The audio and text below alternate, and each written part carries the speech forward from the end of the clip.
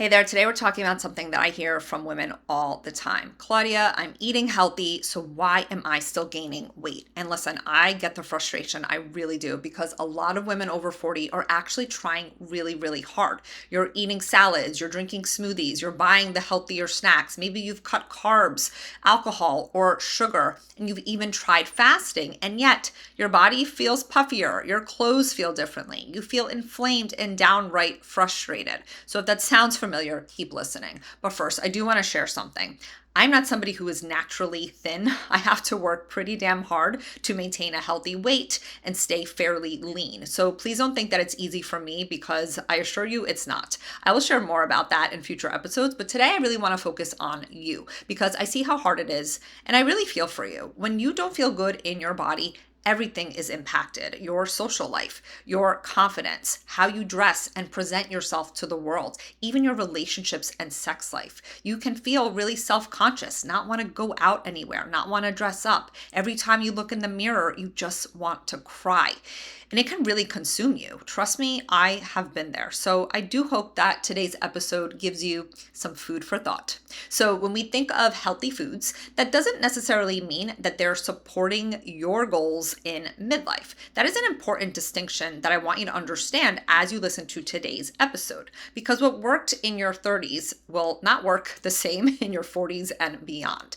As you know, if you've been listening for a while, hormones start to shift in midlife. We also lose muscle as we age. It really starts in our 30s. We need more recovery and rest. And stress impacts us way more than we think. And unfortunately, a lot of the wellness advice, especially nowadays, is really unrealistic. There's a lot of black and white thinking, and some of it is just designed for younger women or even men, not for women who are middle-aged. I don't like that term, but let's face it, we are in midlife. So I do want to walk you through some of the biggest reasons that women gain weight after 40, even when they think that they're eating healthy. And by the way, if this is the kind of information that you've been confused about and you want clarity on, enrollment is now open for Midlife Body Rebuild, my new 6-week program for women over 40 who are tired of conflicting advice, restriction, and trying really hard with little to show for it. We're going to simplify what actually matters after 40 in regards to nutrition, movement, stress, sleep, and hormones without extremes. Doors are open. We start July 13th. I cannot wait. And if you join by Friday, July 3rd, you'll be able to save $50 and get my special bonuses. I will mention it again later, but you can check out the show notes for more details. Okay, so let's get into today's topic. Your healthy meals may not actually be helping your goals. I see this a lot. Women say, I eat really healthy, and they do. But when I look at what they're eating, it's often a salad with greens, maybe some cucumber, chicken, half of an avocado, some goat cheese, nuts, seeds sprinkled in, and some olive oil on top. And suddenly that light, healthy lunch is actually very calorie dense. So there's a lot of calories. You're getting probably more than you need. Or you may be drinking a green smoothie with fruit, almond milk, spinach, nut butter, and maybe a scoop of protein powder or collagen. Again, these things are not bad, but that's not enough protein or carbs, and certainly not enough structure to help regulate your blood sugar throughout the day. Or maybe you're somebody who doesn't even eat substantial meals and you're just grazing all day on protein bars, trail mix, a handful of nuts, granola, or other healthy snacks, thinking that you're doing a good thing. And again, I'm not saying that these things are bad, but more often than not, women are unintentionally overdoing these calorie-dense foods while simultaneously underfueling in other ways that really matter. And sometimes the issue is that women are eating healthy, but they're not necessarily balanced. So a meal that supports your energy, blood sugar, hormones, cravings, and better body composition, which means more muscle, less fat in midlife, which we all want, should include some combination of protein. So things like chicken, shrimp, beef, fiber, raspberries, beans, broccoli, or other vegetables. Healthy fats like olive oil, egg yolks, avocado in moderation, and quality carbs as well. Things like sweet potatoes, some rice, oats, and those starchier carbs are also fiber rich. So let's get back to protein for a bit. You're probably under eating it. And I know you've probably heard a million people say, eat more protein, but there's a lot of confusion out there. So this is one of the biggest issues I see in women over 40, especially busy women. You think you're eating enough, but breakfast may be 2 eggs, which is only 12 grams of protein. That is definitely not enough. Lunch may have 20 grams if you're lucky, and then dinner is decent if you're eating like a steak or a piece of chicken breast, but at the end of the day, you're nowhere near where you need to be to support lean muscle mass, a healthier metabolism, blood sugar regulation, recovery, or appetite regulation. I'm actually going to do a full episode next week on how much protein women really need after 40, because there is, like I said, a lot of confusion around this. And yes, we also need to talk about carbs because some women are accidentally underfueling there as well. So muscle, as I'm sure you've heard me say before, is so important over 40. It's one of the biggest drivers of metabolic health.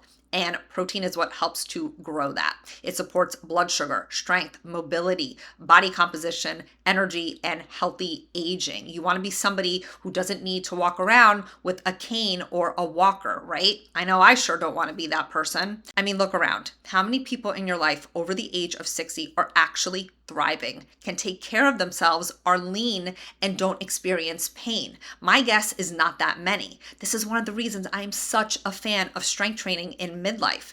But if you're strength training and barely eating enough protein or carbs, you are making things way harder than they need to be. You're not going to be building that muscle you want, and you're going to feel depleted. All right, next is you're under eating during the day and then you're overeating at night. A lot of busy, high-functioning women are notorious for this. You're busy, you're running around, you're taking care of everybody except yourself, right? You're probably skipping breakfast, lunch is usually rushed, dinner becomes the first real meal of the day, and then by 8 o'clock, you are starving. Then you're grabbing a handful of crackers, your kids' snacks, chocolate, the whole bag of popcorn instead of the serving size, maybe some wine, something salty or sweet to satisfy those loud cravings. And this is happening because when you underfuel all day, your body will eventually demand that energy. And it ain't asking for broccoli. No, it's usually quick comfort food that it wants. And on that note, some of you are genuinely under eating carbohydrates. They get such a bad rap. And like I said, I'm going to talk more about this next week when I do an episode on protein and carbs specifically. And I know that low carb became the answer to everything for a while, right? Or ketogenic diets. And there's still a lot of people pushing these. And I really am not a fan, especially for women in midlife. Now, there is a time and place for them therapeutically, particularly ketogenic diets, but they're not meant to be long-term. And it can really disrupt your gut over time. It can impact your thyroid, your hormones, and of course your overall metabolic health. And if you're somebody who strength trains, if you are dealing with stress, I don't know who isn't nowadays. If you're sleeping poorly, if you're trying to focus all day and you're eating tiny salads with barely any carbs, your body is going to be asking for more food, not less. And this is where blood sugar and nervous system support really matter. A lot of people think of nervous system support as meditation or going for long walks. And yeah, those things are wonderful, but keeping your blood sugar stabilized by eating enough food, that is nervous system support 101. Because if your body feels stressed, depleted, and underfed all day long, cravings go through the roof. The next thing to think about is weekend eating may be undoing your progress. Look, you can't be perfect Monday through Thursday and then treat weekends like a free-for-all. Restaurant meals, cocktails, extra snacks, desserts, takeout. No rules because I deserve it. And listen, I'm not saying that you should never enjoy yourself. It's not about restriction. I enjoy my life very much. Mike and I love to try different restaurants. We both have a sweet tooth, but within reason. Consistency matters in midlife. Women think that their metabolism is slow, that there's something wrong with their body, when in fact, you're just inconsistent with how you eat. So you may be eating 1,200, 1,300 calories most weekdays, which by the way is way too low for anyone, especially an active woman. Then you may be eating 2,500 calories or more on weekends. You cannot lose weight like that. I'm sorry, that is the harsh reality. All right, the next thing is you may be relying too heavily on exercise. I talked more about this in last week's episode, but it's worth repeating. More cardio is not always the answer. We do need some cardio, don't get me wrong, but some women are doing things like Orange Theory, Peloton, they're running, they're doing HIIT classes 4 to 6 days a week, and their bodies haven't really changed. Maybe they lost a little bit of weight, but they feel soft and like they're not really getting that toned look that they really desire. And of course, you end up frustrated, right? And maybe you're even gaining weight. I see that happening too with women. They're like, I'm exercising, I'm doing all the things, and yet the scale keeps going up. So what's happening often is that you are driving up cortisol. So that is your stress hormone if you are overdoing it and you're under fueling. Okay. So you may be under eating protein. And again, carbs, you're not strength training enough. You're probably sleeping poorly, and maybe you just have a lot of stress in your life. So by adding this strenuous type of exercise, you're just compounding the problem. I'm not saying that exercise shouldn't raise your cortisol. That is a very normal response, and we should not be afraid of cortisol. But when you're chronically underfueled and you are chronically stressed, and then you are pushing really hard in the gym, you're not eating enough, you're not recovering well, you're going to end up in a chronically stressed state. And when that happens, your body will have a very hard time losing that weight. You simply cannot out-exercise inconsistent nutrition or poor recovery. All right, and the other thing is hormones matter, but they are not the whole story. Declining estrogen can absolutely impact insulin sensitivity. Sleep changes affect your cravings and hunger. Low progesterone can impact sleep and stress resilience. Your thyroid changes matter. That happens in midlife. The thyroid function starts to change.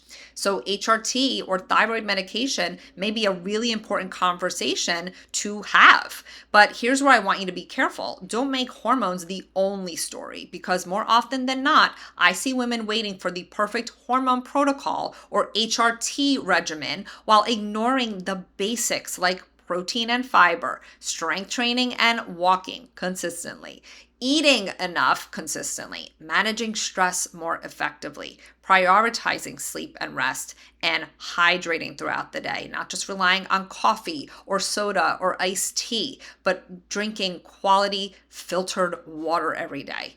These foundations really do matter more than anything else, and they often help hormones work better too. So if today's episode felt like I was describing you and you're tired of Googling, trying random advice online, or feeling confused about what actually matters after 40, this is why I created Midlife Body Rebuild. I'm so excited about this program. It is 6 weeks where we're going to simplify all of this. What to eat to support your metabolism over 40, how to build strength and lean muscle mass, clarity on hormones and HRT so you can make an informed decision, how to better prioritize sleep, rest, and recovery, and how to create habits that are realistic for your busy life. No extremes or beating your body up anymore. Just practical support for women over 40 who want better energy, more balanced moods, less overwhelm around food and exercise, and more confidence in their body. Enrollment is now open. We start July 13th. And if you join by July 3rd, you can save $50 and get some sweet bonuses. I will drop the links in the show notes. And if this episode was helpful to you, please do send it to a friend who keeps saying, I'm eating healthy, but my weight won't budge, because chances are she needs to hear this too. All right, my friend, I will see you next week. The information provided is for educational and informational purposes only. I am not, nor do I act as a doctor or any other medical professional.